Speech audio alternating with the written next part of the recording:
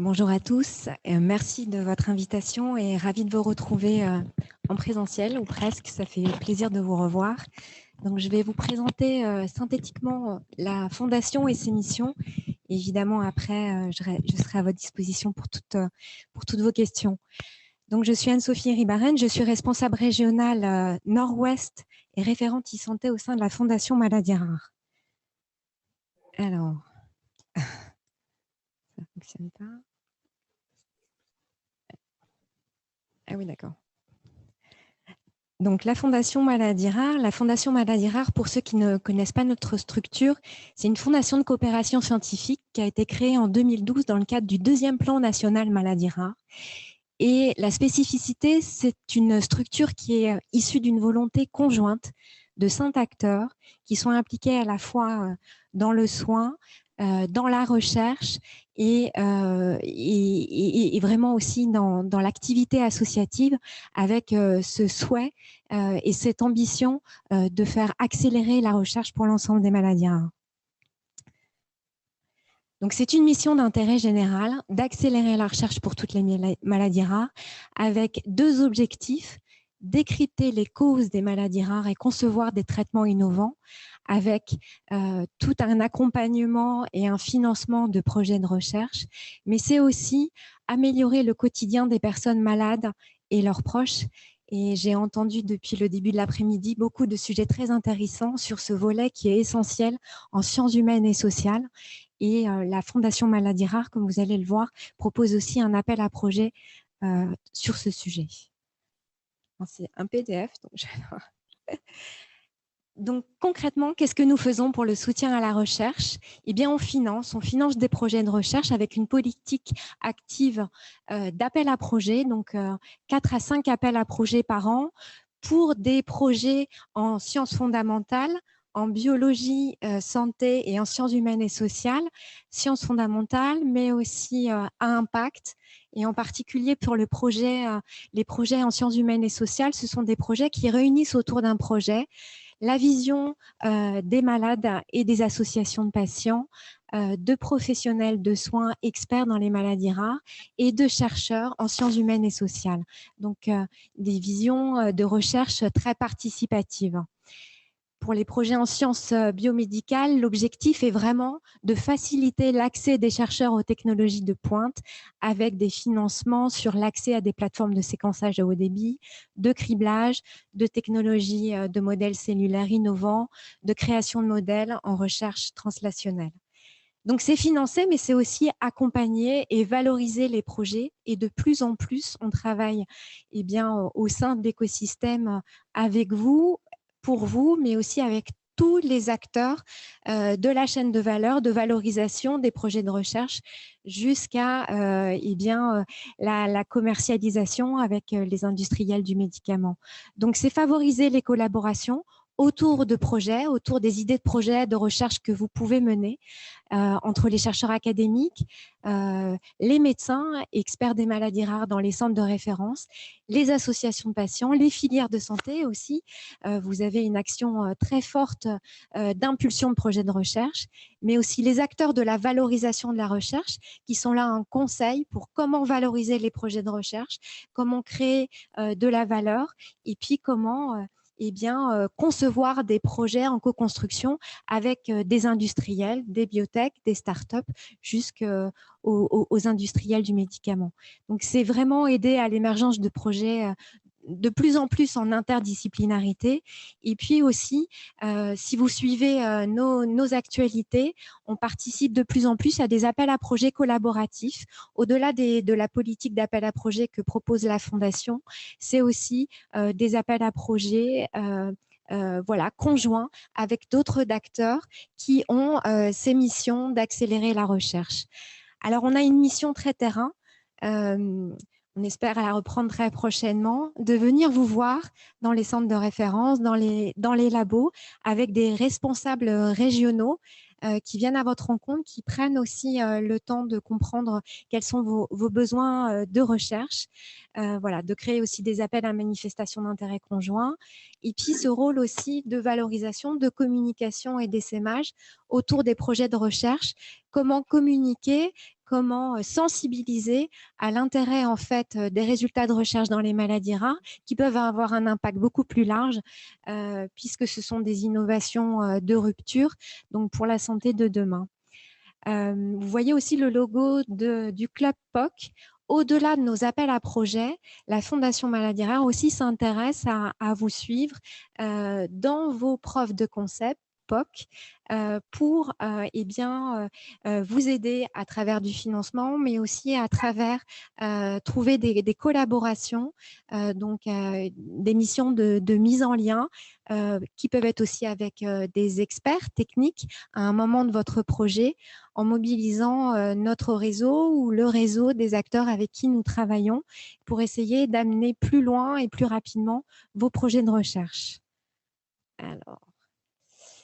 Alors, où est-ce qu'on en est aujourd'hui? Depuis notre création, on a 400 projets de recherche qui ont été soutenus, 41 appels à projets. Donc, vous voyez en bleu ciel, comprendre les maladies rares avec des appels à projets en génomics, 244 projets où là, l'objectif, c'est vraiment d'identifier des nouveaux gènes, les caractériser, mais aussi avoir une analyse transcriptomique, mieux comprendre en fait leur impact et leur rôle, développer des nouveaux médicaments avec des modèles expérimentaux sur petits et gros modèles, mais aussi modèles cellulaires, et puis aussi un appel à projet criblage à haut débit où là, l'objectif est bien essayer d'identifier à travers des banques de molécules quels peuvent être de potentiels candidats médicaments ou alors comment on peut améliorer des séries de hits que vous auriez pu identifier pour aller plus loin. Le dernier volet, c'est l'appel à projet en sciences humaines et sociales. Je l'ai évoqué rapidement tout à l'heure, où là, ce sont des associations, des équipes médicales et des équipes de recherche en sciences humaines et sociales. C'est des appels à projets qui sont très collaboratifs et on vous aide à construire, à réfléchir en amont de ces projets pour pouvoir mettre en œuvre vos idées de projets de recherche. Alors, je vous présente deux axes notamment qu'on porte récemment, notamment sur les associations de malades, de soutenir encore plus l'engagement des associations de malades dans la recherche et l'innovation. Vous avez vu dans les membres fondateurs, il y a l'AFM Téléthon et Alliance Maladies Rares. Vous le savez, ce sont un dynamisme très important dans les maladies rares et qui sont des contributeurs incontournables aussi dans la recherche en proposant des idées, en impulsant des projets de recherche, des thématiques en sciences humaines et sociales, mais aussi en recherche biomédicale. Et donc, depuis 2019, nous avons créé à la Fondation un poste dédié où l'objectif est, vous êtes une association de patients et vous voulez monter un projet de recherche, vous voulez lancer un appel à projet, on peut vous aider dans l'ingénierie, dans la méthodologie de financement, de montage, et d'identification des experts, comment on monte un comité scientifique, etc. Évidemment, en collaboration avec les centres de référence et les filières. Un deuxième axe aussi, qui est évidemment la santé aujourd'hui a un volet santé numérique incontournable pour toutes les pathologies et c'est d'autant plus vrai pour les pathologies rares qui sont chroniques, complexes, multi-acteurs, qui ont de nombreux défis à relever. Et donc, la Fondation propose et commence à accompagner des premiers projets de recherche sur ces sujets. Alors, c'est extrêmement large parce que c'est des sujets qui sont technologiques, mais qui sont à impact avec des nouveaux usages, avec aussi un volet d'éthique. Évidemment, on ne va pas forcer l'utilisation de ces nouvelles technologies. Donc, quelle est l'éthique, quel est le cadre? Et donc, ça relève des sciences humaines et sociales. Et aussi, on propose un événement qui est un petit peu différent des appels à projets. Je viens de voir. Ok. Je continue. Donc voilà, au-delà du soutien à l'émergence de ces nouveaux projets de recherche qui ont ces volets technologiques et qui sont d'autant plus interdisciplinaires, on propose aussi tous les ans, depuis 2019, des ateliers d'idéation et de co-conception. J'ai beaucoup entendu parler de co-conception tout à l'heure. Là, l'objectif, c'est vraiment lorsque vous portez un projet de e-santé, vous êtes soignant, vous êtes association de malades, vous êtes chef de projet dans un réseau, dans une filière, vous avez une idée de e-santé et avant de vous lancer, vous savez, la e-santé, c'est aussi un travail en coopération avec, dans plusieurs domaines très interdisciplinaires entre le soin, la technologie, la réglementation, le financement. Et donc finalement, eh bien, c'est une vision très entrepreneuriale qu'il faut avoir dès le début. Et en fait, les ateliers se positionnent vraiment en phase amont. Lorsque vous avez une idée, vous avez envie d'en savoir plus, d'avoir une vision un peu plus claire des différentes étapes pour voir si votre projet, votre idée de projet est viable, pour pouvoir mieux la positionner. Eh bien, ces ateliers vous permettent vraiment de brainstormer avec des acteurs qui sont dédiés et choisis sur votre projet toute une après-midi eh bien, pour pouvoir en ressortir avec un positionnement plus clair, un ciblage plus clair des usagers, des scénarios d'usage et puis pour pouvoir vous lancer. Alors, l'édition 2019 était en présentiel et celle 2020 était en distanciel. Et alors, je vous ai mis une slide avec les projets lauréats 2020, puisqu'il y a un projet de la filière FIMATO avec le projet Topla, qui est porté notamment par Charlotte Perea, sur l'application mobile pour les troubles de l'oralité alimentaire pédiatrique. Donc, je pense qu'elle pourra vous en dire un peu plus sur comment elle a vécu aussi cet atelier. Voilà. Alors, nos autres contributions, on fait beaucoup de choses à la Fondation, au-delà de cette mission de financement, de soutien, de sensibilisation. On est au niveau européen partenaire de l'European Joint Programme on Rare Disease, avec un certain nombre d'actions, de missions sur des appels à projets conjoints. Aussi, il y a une mission que l'on porte de e-learning, donc de MOOC, qui sont des cours gratuits en ligne, ouvertes à tous. Alors, pas seulement pour une cible professionnelle de santé, mais une cible large. Avec plusieurs thématiques. La première thématique est lancée. Je vous invite à regarder sur le site de l'EJP si vous voulez avoir le lien, ou alors vous me le demandez, je vous l'envoie. Le premier MOOC a été lancé il y a quelques semaines et il s'agit bien, de mieux comprendre le diagnostic, les enjeux, le parcours diagnostique, aussi bien d'un point de vue médical, mais aussi d'un point de vue humain, avec beaucoup de témoignages de parents et d'associations de malades. Nous organisons aussi des événements scientifiques, le colloque annuel de la Fondation qui a lieu tous les ans, des colloques régionaux, et nous organisons le congrès des rencontres rares 2021, qui est sous un format digital cette année et qui est prochainement le 14 et le 15 octobre, avec des tables rondes, des présentations, des sessions de e-poster, et qui est gratuit. Donc, je vous invite à vous inscrire. Quelques actualités. Si vous voulez voir tout ce que nous faisons, vous pouvez regarder sur le site internet ou vous inscrire à la newsletter. La web émission sur la transition, vous en avez parlé, Audrey en a parlé tout à l'heure, c'est un sujet majeur. Les web émissions, c'est des temps de rencontre avec des personnes, des acteurs qui rendent compte de leur point de vue. Donc, c'est une discussion. La communication, si vous avez des posters pour rare, bien, la deadline pour votre abstract, c'est le 31 juillet. Un prix de la recherche maladies rares et douleurs qui peut être fondamental dans de très, très nombreuses maladies rares, voire toutes. Donc, c'est un prix commun et la deadline, c'est le 1er octobre et je suis à votre disposition si vous voulez en savoir plus.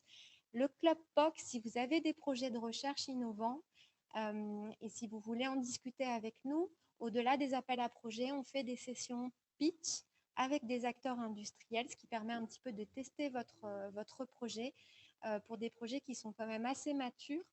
Eh bien, la prochaine session a lieu en fin d'année. Et puis, les ateliers e-santé auront lieu aussi en fin d'année, début d'année 2022. Et je suis à votre disposition pour toute question et je vous remercie de votre attention.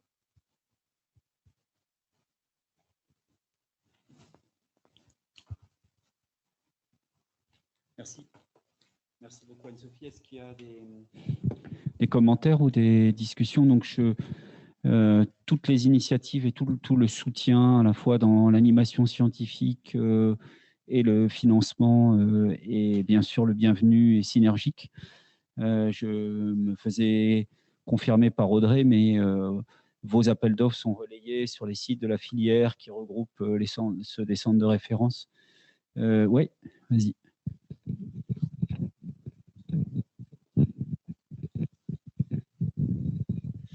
Benoît de Cavel, donc je suis relais au niveau du CODIR Fumato pour les associations et en tant que cela, du coup, je me rends porte-parole des associations que vous évoquez. Par rapport à cela, on a beaucoup de médiatisation sur tout ce qui est Dijaction, hackathon, Elsacathon, pas Elsacathon, hackathon. Et au final, vous, ce que vous proposez par rapport à la co-idéation, à l'idéation, c'est quoi un peu cette particularité? Parce que j'en ai entendu beaucoup de bien, mais j'ai du mal personnellement à faire la différence avec, par exemple, un week-end de Elsacathon traditionnel. Est-ce que ma question est claire? Votre question est très claire. Alors, ce n'est pas un hackathon. Voilà. Voilà.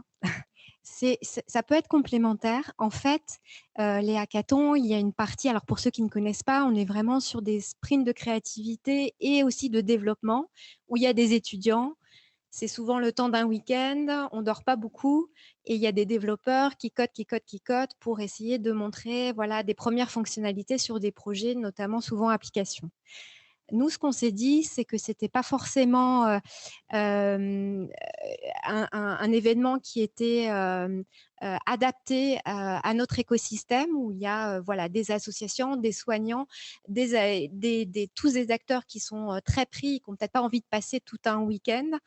Et surtout, donc ça c'est pour l'aspect pratique, on voulait aussi proposer autre chose et on voulait aussi prendre du temps parce que dans les hackathons, ça va très vite, mais finalement, il n'y a pas beaucoup de réflexion sur le positionnement. Le hackathon, souvent, est beaucoup plus intéressant lorsque vous avez déjà une idée précise parce que vous devez briefer en fait les étudiants sur qu'est-ce que votre idée, votre projet, à qui il va répondre, vos fonctionnalités, votre cible. Finalement, si vous avez une idée un peu floue de tout ça, vous avez envie de brainstormer avec des professionnels. Donc là, ce sont des professionnels. On essaye d'avoir les meilleurs dans leur domaine. On est sur un lot hackathon, c'est-à-dire qu'on prend du temps. On est vraiment avec un papier, un crayon, on ne code pas. Et la co-conception, c'est vraiment, ce n'est pas vous êtes apprenant et vous allez écrire pendant 3 heures, mais au contraire, vous allez vous tout de suite confronter le réel. C'est-à-dire un intervenant plus technique va vous expliquer la phase technique pour faire ce que vous avez envie de faire et vous allez tout de suite dire ah ben non, dans la vraie vie, ça ne va pas fonctionner comme ça, il faut que ça soit comme ça et comme ça. Donc, il y a un vrai dialogue le temps d'une après-midi. Et voilà, et après, vous pouvez participer à tous les hackathons que vous voulez. C'est bon, la réponse, ça te va? Ça te va. Bien, un grand merci. On va continuer pour tenir le temps. Merci pour ces présentations. Donc là,